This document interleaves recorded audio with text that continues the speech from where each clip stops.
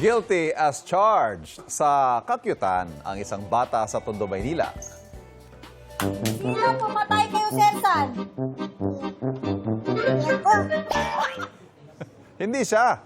Simpleng history quiz lang sana ang plano ni Mami Josel de la Cruz sa 2-year-old na anak na si Jada Brienne, a.k.a. Bebu Bri. Pero ang bata akala yata nasa korte siya. For the deny ang bata at kwelang humindi nang tanungin kung sino pumatay kay Jose Rizal. May mahigit 300,000 hearts na yan online. Heto naman, Ivan. Classmate niya sa kakyutan ng isang batang taga-Tondo rin. Pakinggan natin to. Ang gagalaw dyan.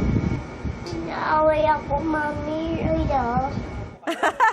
Pinagsabihan ni Mommy Yus Cooper April Alburo ang kanyang 2-year-old na anak na si Maria Jehan Anaya Alburo. Si Oday kung tawagin ng kanyang family. Syempre humanap agad ng pangmalakasang masusumpungan. Si Lord, nasa 10,000 hearts na yan online. Cute, Anaya!